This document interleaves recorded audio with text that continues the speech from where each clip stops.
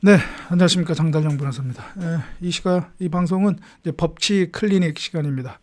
그 법치의 그 치가 다스릴 치자가 아니고 우리가 이제 그 뭐 길치 이 할 때 그 치 있죠. 예, 어떤 뭐 질병을 의미하는 그 치입니다. 그래서 그 법에 관한 어떤 그런 잘 모르거나 하는 것들을 이제 클리닉 한다라는 의미에서 이제 법치 클리닉인데요.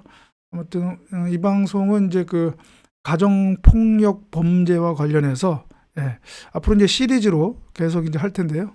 이 방송은 그 첫 번째로 가정 폭력하고 가정 폭력 범죄에 대한 개념을 좀 이제 정확히 이해하는 그런 시간입니다. 먼저 제가 관련된 그 글 화면을 같이 보면서 설명을 하겠습니다. 이 가정폭력, 이게 단순한 그냥 어떤 가족 내 어떤 그런 그 문제에 국한되는 건 아니죠. 이게 이제 사회 문제가 되고 있습니다.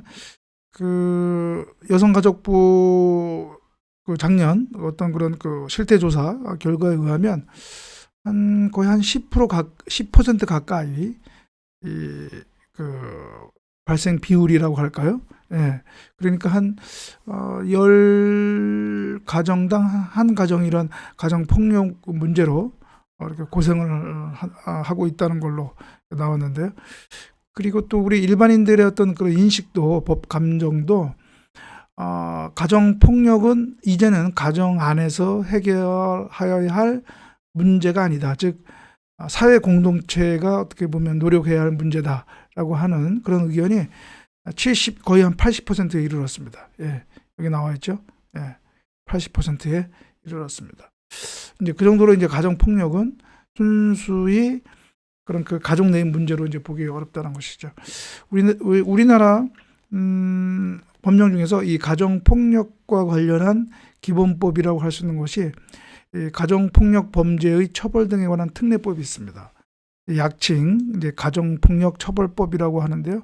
이것은 이제 기본적으로 이 가정폭력 그리고 가정폭력 범죄에 관한 기본적인 그런 국가와 지방자치단체의 어떤 책무 그리고 그런 가정폭력 방지에 관한 어떤 그 예방과 또 방지 그리고 피해자를 위한 어떤 그런 기본 계획의 수립 그리고 여기에 그 관련된 가정폭력과 관련된 그런 그 보호제도 몇 가지 제도를 기본적으로 정하고 있습니다. 그래서 이게 이제 가정폭력 범죄의 이제 그 기본법이다라고 할 수 있는데요. 그래서 과연 이 가정폭력 그리고 가정폭력 범죄의 그 개념을 일단 먼저 정확히 알아야 이 가정폭력 범죄를 예방하고 방지할 수 있고 또 거기에 대한 그런 또 그 사후적인 그 피해자 구제를 정확히 또 우리가 이해할 수가 있을 것 같습니다. 그래서 이 가정폭력 이 처벌법 상의 가정폭력과 그다음에 가정폭력 범죄에 대한 정확한 이해가 필요하다는 차원에서 제가 오늘 설명을 할까 합니다. 일단 먼저 가정폭력 개념에 대해서 우리가 알아야 되는데요. 이 가정폭력 처벌법에서 이 가정폭력은 가정 구성원 사이의 신체적, 정신적 또는 재산상 피해를 수반하는 행위 이렇게 정하고 있습니다. 가정 구성원 사이의 신체적, 정신적, 재산상 피해를 수반하는 행위. 여기서 이제 알아야 할 것은 바로 가정 구성원이죠. 가정 구성원의 범위. 그래서 우리 그 법은 가정 구성원에 대해서 이렇게 정하고 있습니다. 배우자, 여기에는 사실상 혼인 관계에 있는 사람도 포함하는 것입니다. 배우자 또는 배우자였던 사람, 그리고 자기 또는 배우자와 직계 좀비속 관계에 있거나 있었던 사람, 그리고 계부모와 자녀의 관계 또는 정모와 서자의 관계에 있거나 있었던 사람, 그리고 동거하는 친족, 이렇게 얘기하고 있습니다. 예. 이해 가시겠죠? 예. 여기서 우리가 유의할 것은 현재의 배우자뿐만 아니라 과거의 배우자도 가정 구성원에 해당한다. 즉 이혼한 전 배우자도 가정폭력 규범 체계에 여기에 속한다. 그러니까 이혼한 두 당사자 또는 그 이혼한 상대방의 직계 존비속인 사람 사이에 신체적, 정신적 또는 재산상 피해를 수반하는 행위도 법적으로는 가정폭력으로 다루어질 수 있다는 점입니다. 그러니까 이혼했다고 해가지고 어떤 정신적 또는 뭐 재산상, 신체적 피해를 수반하는 행위를 하게 되면 그건 이제 가정폭력으로 다루어진다는 얘기죠. 그리고 여기서 또 중요한 것은 이제 사실상 혼인 관계에 있는 사람도 이 가정폭력의 당사자가 될 수 있다는 것입니다. 가해자가 될 수도 있고 피해자가 될 수도 있고. 근데 여기서 이제 사실상 혼인 관계이기 때문에 중요한 거는 이제 사실상 사실혼 관계는 동거가 필요하죠. 물론 꼭 동거를 해야만 사실혼 관계가 있는 건 아니지만 그래도 동거가 어떤 중요한 판단의 요소일 수가 있겠죠. 그래서 이 사실혼 관계의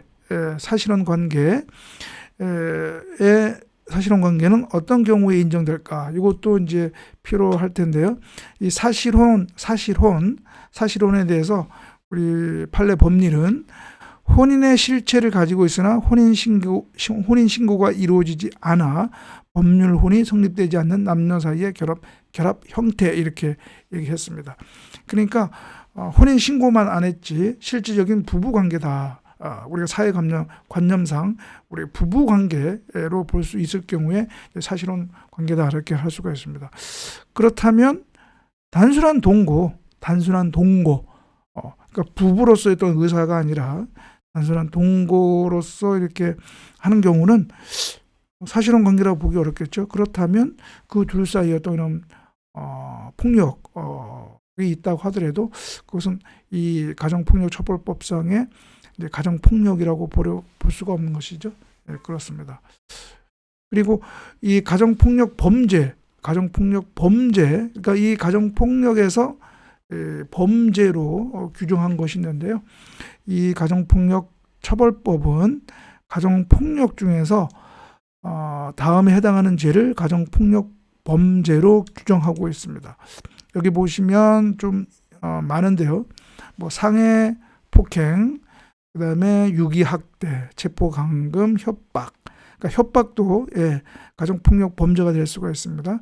그다음에 강간과 추행, 그다음에 명예훼손, 이것도 가정폭력이 해당될 수가 있습니다. 그다음에 주거침입, 그다음에 권리행사 방해, 사기 공갈도 가정폭력 범죄가 될 수가 있습니다. 그다음에 재물손괴도 할 수가 있고요. 그다음에 그 성폭력 범죄 처벌법상의 카메라 등을 이용한 촬영, 요거에만 요거도 가정폭력에 해당할 수가 있습니다. 그다음에 이제 이들의 죄로서 다른 법률에 따라 가중 처벌되는 죄가 있는데 이제 그런 것들도 가정폭력 범죄에 해당할 수가 있고요.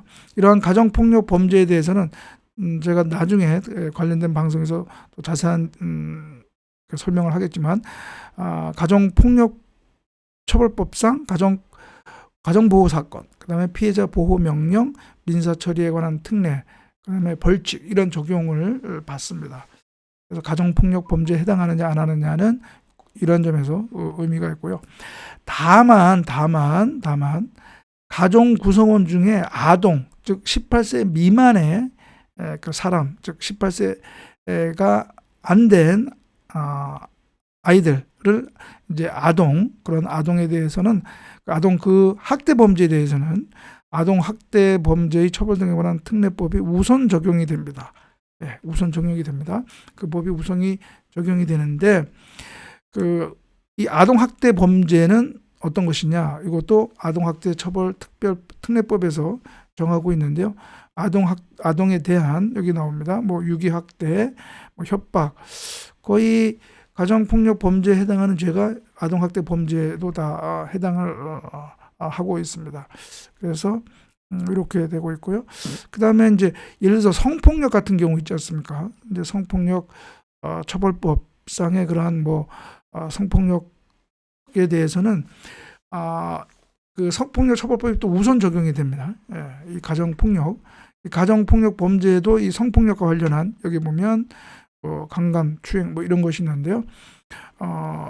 그 처벌 규정은 그 행위 자체에 대한 처벌 규정은 성폭력 처벌특별법에 규정되어 있기 때문에 그 성폭력 처벌 특별법이 우선 적용이 되고 거기에서 그 규정이 되지 않은 사항에 대해서는 이 가정폭력 범죄 처벌법이 적용이 돼서 처리가 되고 있습니다. 예.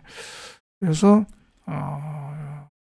이 방송은 가정폭력과 범죄에 제대로 알고 대처하기에 첫 시간으로 가정폭력 처벌법상의 가정폭력과 가족폭력 범죄가 무엇인지에 대해서 어떤 경우에 거기에 해당하는지에 대해서 제가 설명을 드렸습니다. 예, 그럼 또 다음 방송에서는 또 관련된 또 내용으로 여러분들 찾아뵙겠습니다. 예, 그러면 오늘 방송은 이것으로 마치고요. 다음 방송에서 뵙도록 하겠습니다. 네, 감사합니다.